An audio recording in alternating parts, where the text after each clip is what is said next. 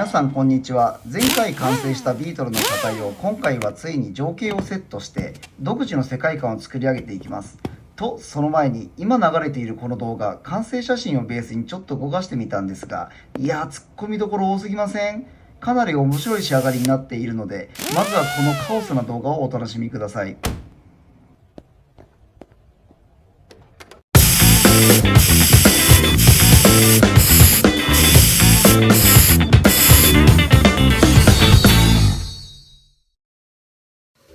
実はもうね、土台自体は出来上がってるんですが、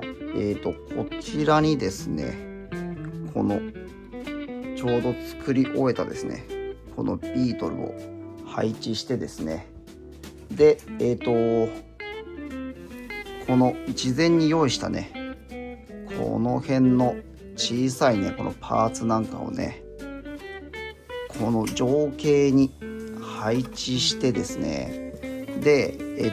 これもね、もうちょっと事前に作ってあるんですけど、これね、壁に飾られるようにね、一応こんな感じでちょっとフレームを作ってみたんですけど、ここにね、こうやって収めていきたいんですよ。こんな感じですね。どうですか、これ。で、これをね、この情景としてね、この壁にこう飾れるように、最後ね、仕上げていきたいと思います。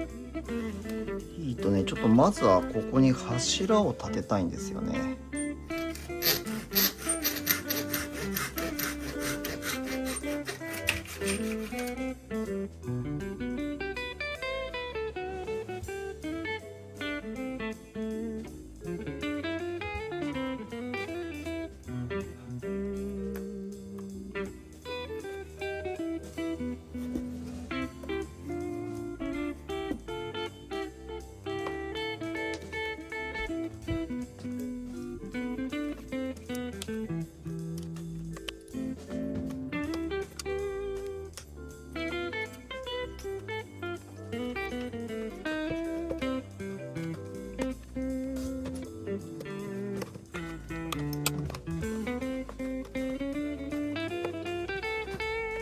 いや、ちょっと失敗しましたね。この部分と、あとこっちの側面の部分のね、材料がちょっと足りなくなってしまったので、買いに行っていきたいと思います。はい、材料を買ってきましたので、作業をね、続けていきたいと思います。いやー、これね、ほんと地味な作業なんですよね。これ今、背景の後ろになる部分なんですけど、この後まだこっち側もやる予定なんで、まだまだね、ちょっとゴールがなかなか見えてこないですけど、とりあえずこの後ろのね、背景の部分だけ終われば、まあ山場越した感はありますね。このね、何が大変でね、カットしないといけない作業がね、ほんと大変なんですよね。この同じ長さでね、カットしないといけないんですけど、残りの横のこの壁をね、全部終わらせるのにね、22本カットしていかないといけないので、なかなか大変です。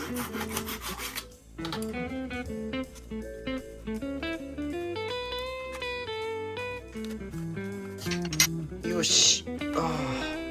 終わりました。今からこのね、コンクリートのこの床の面にですね、ちょっと溝を掘っていくんですけど、このままこんな感じでね、ボールペンの先を使ってくぼみをつけていきます。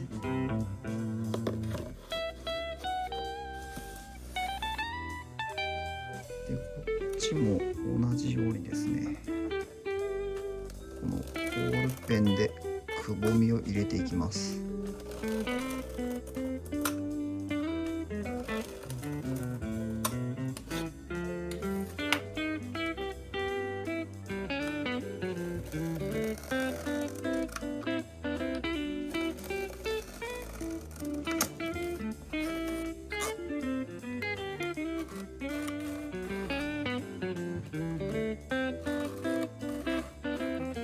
はい、この木目が入ったところにですね、これからこちらのね、水性ニスをね、塗っていきたいと思います。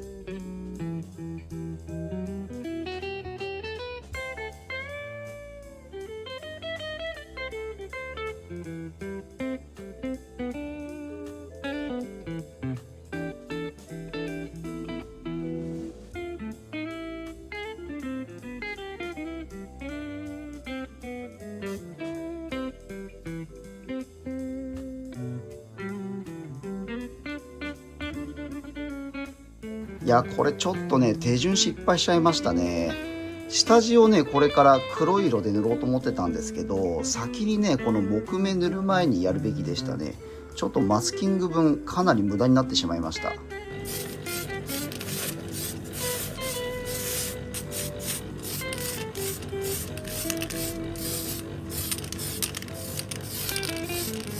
マスキングしちゃってるんでね、この床面をこちらのですね XF54 で塗装していきます。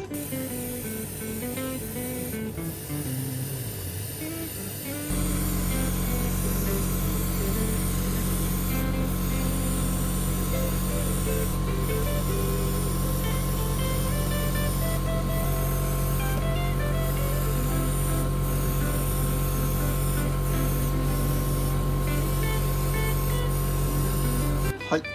次はですね、この天井に近い部分をですね、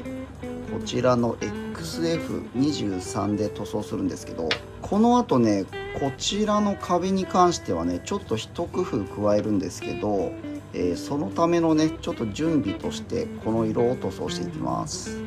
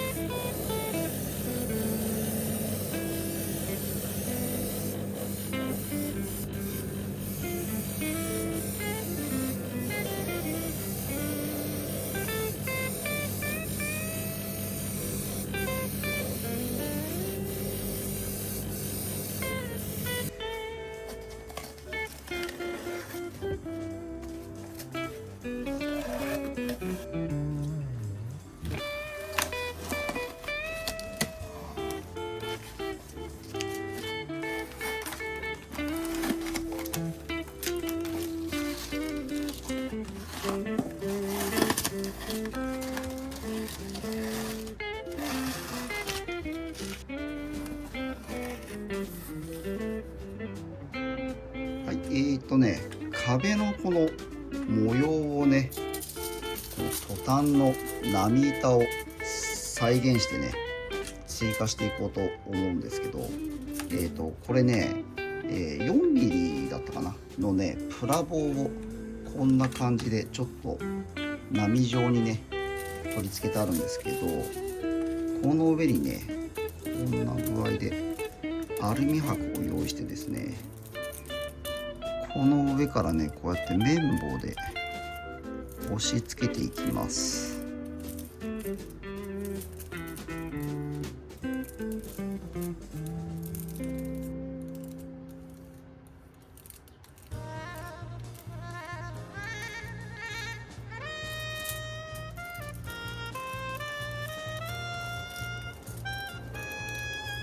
でまずはですね、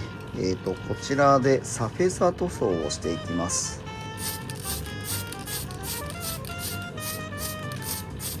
で先ほどね、下地で塗装したね、こちらの XF23 を使って塗装します。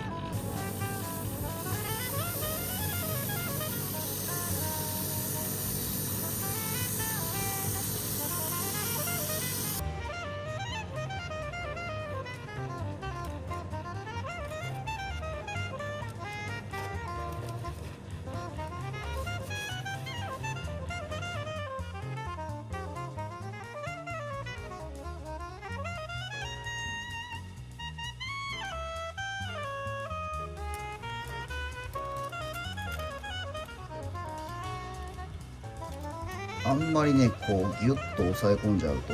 せっかくね作った波目潰れちゃうので、軽く押さえます。でこの残った余白の部分はねハサミで切り落とします。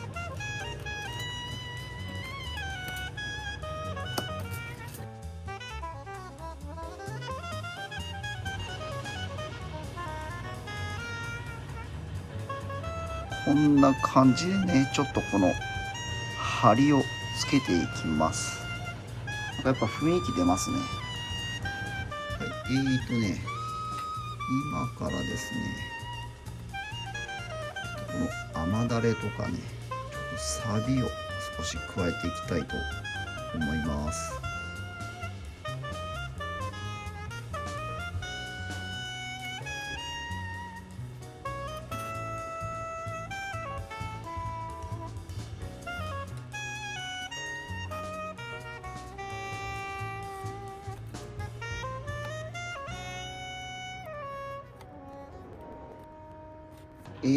次はですね、オイルのね垂れた跡とかをね床面に再現していきたいんですけど、エンジンルームがねあるあたりにこんな感じで、こうか、ちょっと広範囲すぎるな、これはもう少し離した方がいいかもしれない。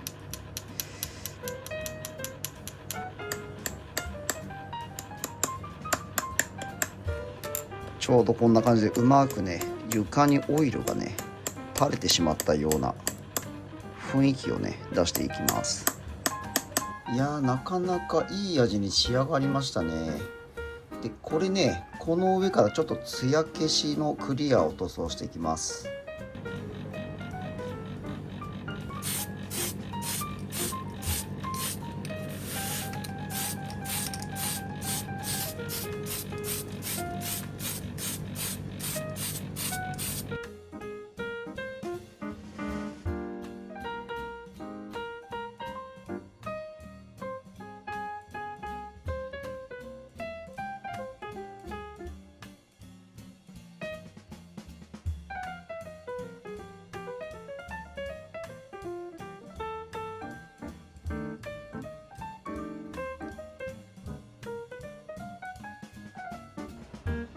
あり合わせのね部品でね、この溶接のこの機械をね作ってみたんですけど、なかなかうまくできましたね。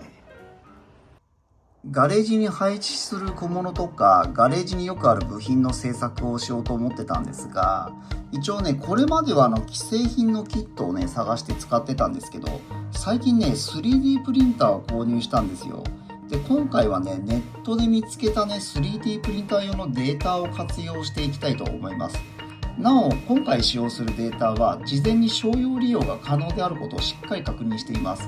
ネット上にね配布されているデータは確認せずにねむやみに印刷して公開とか販売に使ってしまうとね利用規約違反になってしまってトラブルもあるので、こうしたライセンス周りはね本当に気をつけないといけないポイントですよね。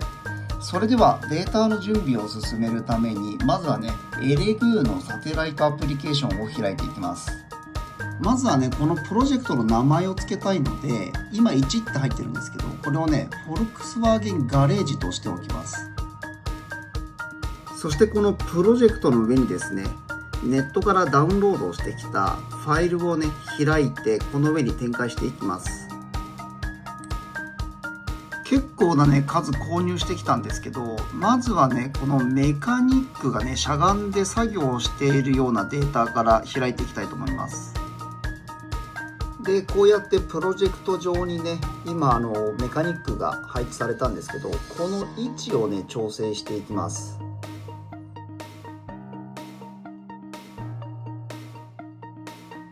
それで次はですね、この 3D プリンターで射出する際にねどうしても必要になってくるねこのサポート材と呼ばれるね柱になる部分を自動的に生成してもらいます。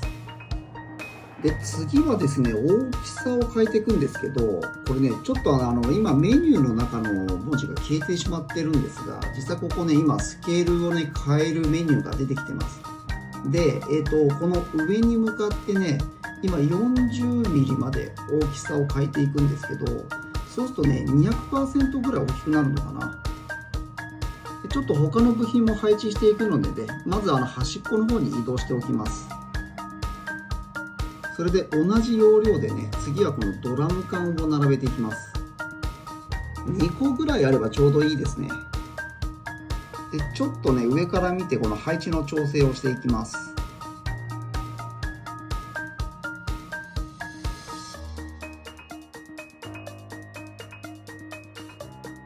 で次はね、このキャビネットを配置しましょう。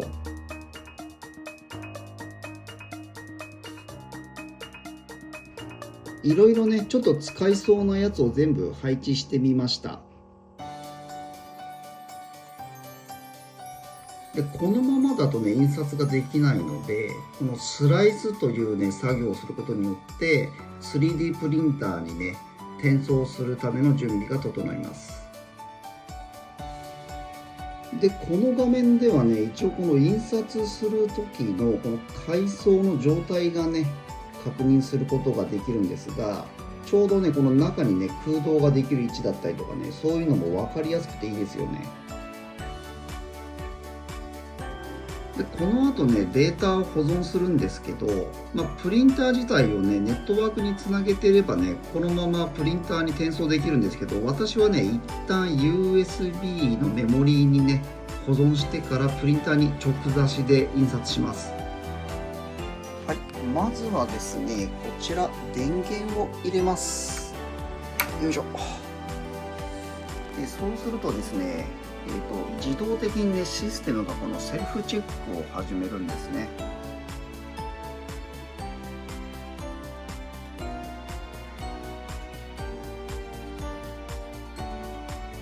はい、ではね、プリントをする前にですね、一旦この、扉を開けてですね、この中にね、レジンを入れていくんですけど、今回はですね、こちらの水洗い可能なね、フォトポリマーレジンを使っていきます。一応ね、ホコリが入ってるとまずいのでね、エアーダスターでこんな感じでホコリを飛ばします。もうね、あとは全部遠慮なくね、全量を注いでいきます。一応ね、この新しいね、サターン4からはね、この分量がどのくらい入ってるのかの目安のラインがこんな感じでね、入ってるんですけど、もうこれマックスになるまでね、全部入れてしまいます。プリンター本体の方はこれで一応設定ができましたので、カバーをね、下ろします。でこの横の方にね、 USB を挿す穴がありますので、こちらに USB をね、差し込んでデータを読み込ませます。でですね、表面のこの印刷ボタンを押して USB ファイルにするとですね、先ほど PC の方で読み込んだものがここに出てますので、これを押すと。で、これで間違いなければ印刷ボタンを押します。これでね、もう多分おそらく印刷が始まると思うんですけど、この印刷がね、始まると中のですね、このレジンの入ったね、このトレイのね、この傾きとかのね、補正をまず最初に行うんですね。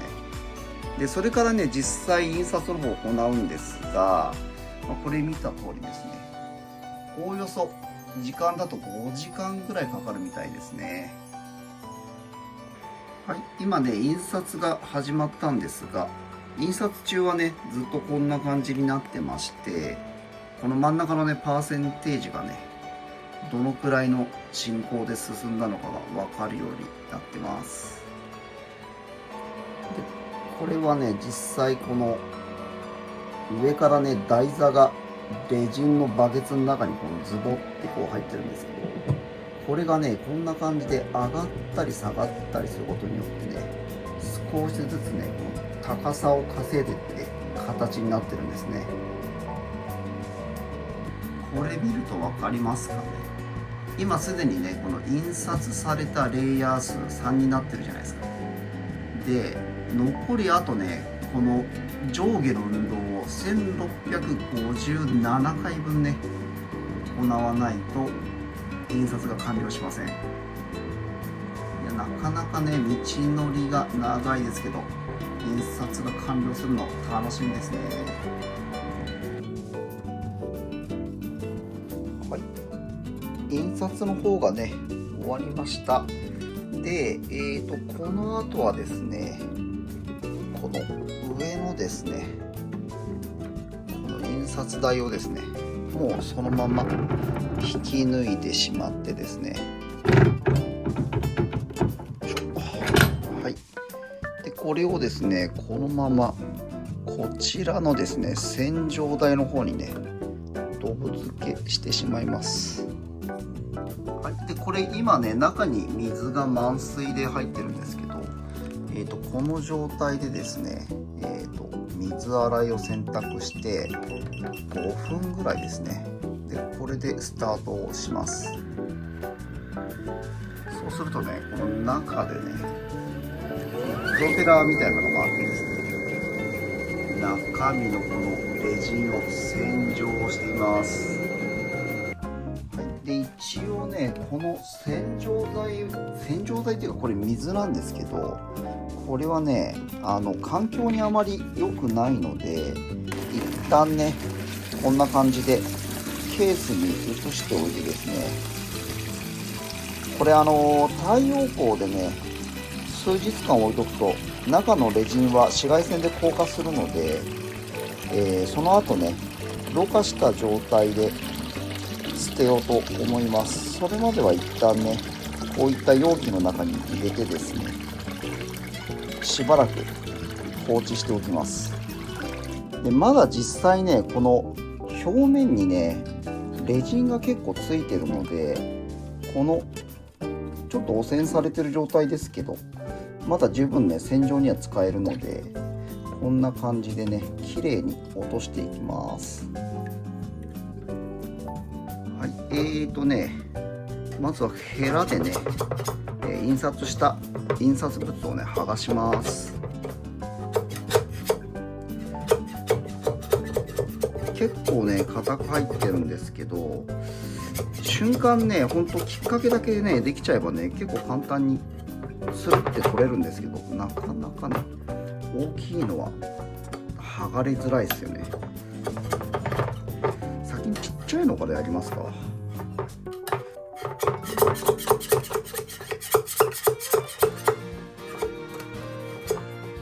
いしょ。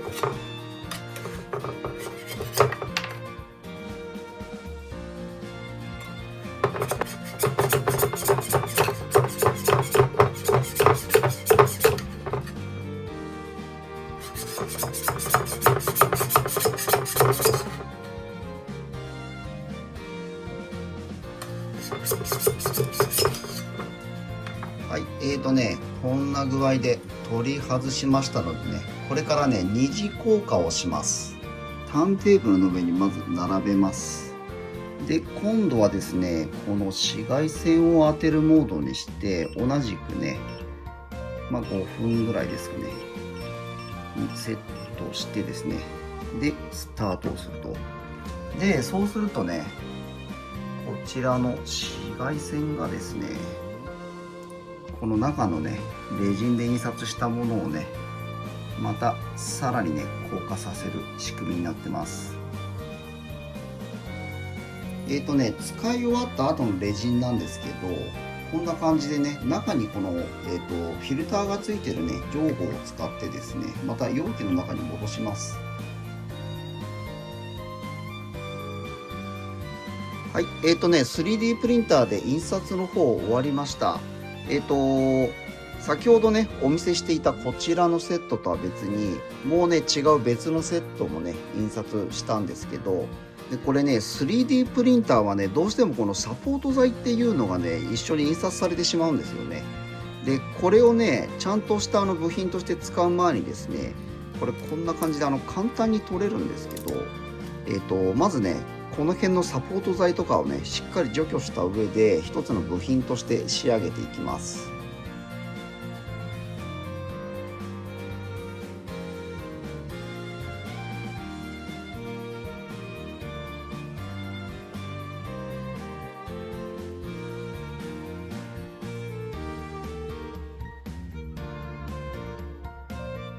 はい、サポート材の方をね全部取り外しました。結構ね意外にコンパクトになってしまったし、なんかサポート材取るとね、なんかボリューム感少し減りますよね。ただね、こういう細かいねこのパーツとかはね、これやっぱりね 3D プリンターで作るとね、さすがって感じしますよね。でここにねこんな感じで細かいねこの工具たちも用意しました。はい、ではねこの辺の細かい部品をね棚に収納していきます。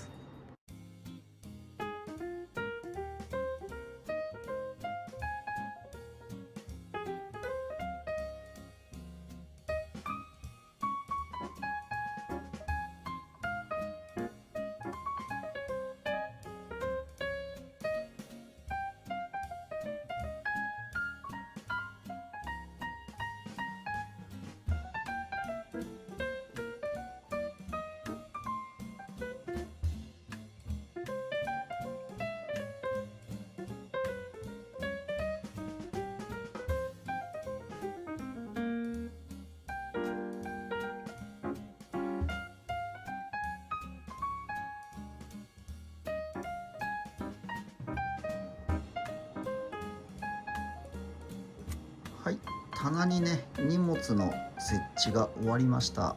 ではね棚をこの情景の中にね設置していくんですけど、もうねここってね一応決めてたんですよ。まず棚はここですね。でタイヤをここに置きます。ここかな。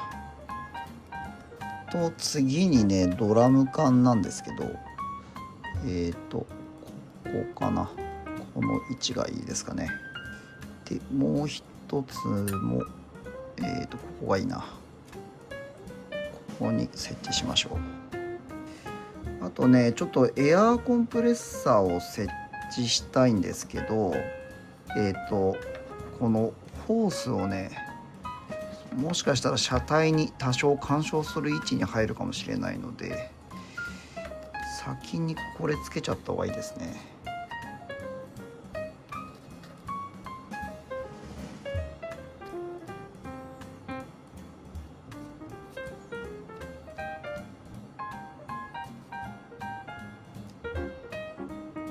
でね、もしかしたら一番手をかけて作ったかもしれないこのガス溶接機のね機材をこちらに設置します。で本当はね今回こちらのですね二重リフトをね用意してたんですけど、ちょっとこれ設置しちゃうとねかなりねこの中が雑多感出ちゃうので、今回はですねこのビートルのねこの下の部分にねこの外れちゃった、ジャッキをねつけて、これでね後ろの部分だけねちょっと持ち上げた雰囲気でタイヤを整備している情景を作り出していきます。ちょうど位置はねこの辺りですね。ここか。ここに設置をしていきます。でもうねここに針金を通しておいたので、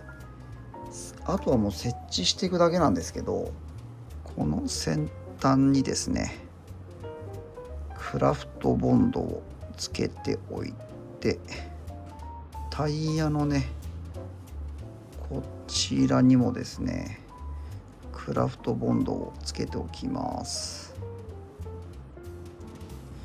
であとはもう設置するだけなんですが、ちょっと位置をちゃんと確認しながらね、しっかりとはめていこうと思います。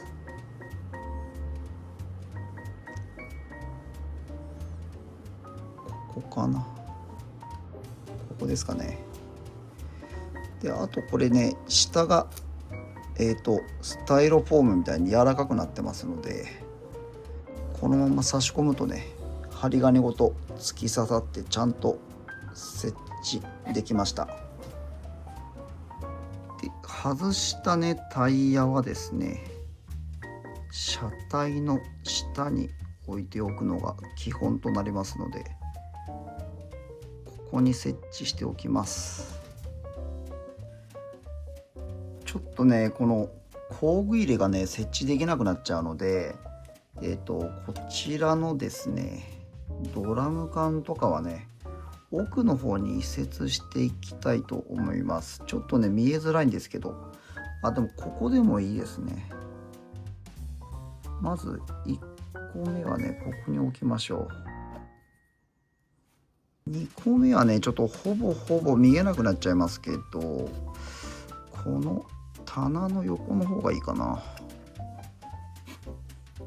フィギュアはねもうここで固定で大丈夫そうですね。で実はラジオとかがあるんで、これをね作業台の上に乗っけます。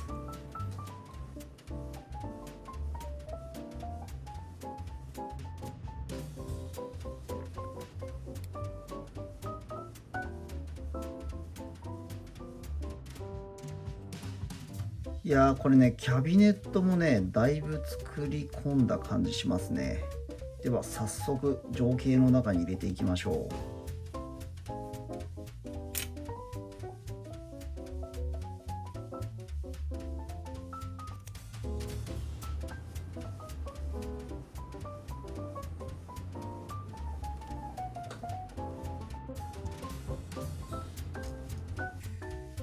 はい、でこの油圧ジャッキをですね最後に取り付けます。よし、ここだ、ここです。はい、全部ね取り付けの方が終わりました。いやすごい、これなんかものすごくよくできた気がする。でついにですねこの額の中にねこの情景をセットしていきたいと思います。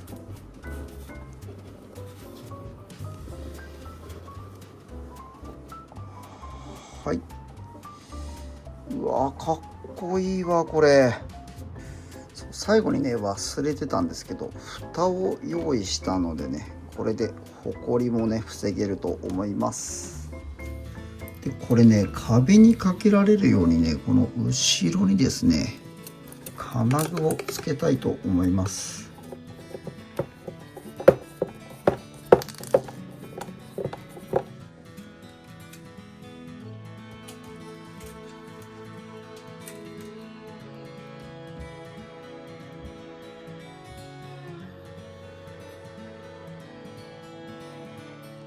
やっぱねちょっとこの奥行きがねだいぶ出ちゃいますけど、こういうね白い壁のところにね飾るとねものすごく映えますね。いやーこれはねなかなかいい趣味してますよ。これ遠くからねこうやって離してみてもねもうほんとね真正面から見るとねこう絵画を眺めているようなね感覚でねずっと見ていられますね。最後までご視聴ありがとうございました。いや999円のねこの作りかけのビートルがね単体でも素晴らしい完成度だったのに 3D プリンターのねパーツを加えることによってさらにね深い情景が生まれてねすごい作品になったと思います。でこちらの作品ね現在ヤフオークションで出品中ですので、気になった方はね是非入札してみてください。よろしくお願いいたします。最後までご視聴ありがとうございました。このチャンネルでは私が作りたいと思うプラモデルを自由に制作しています。制作のご依頼も承っておりますので、お気軽にメールをお待ちしています。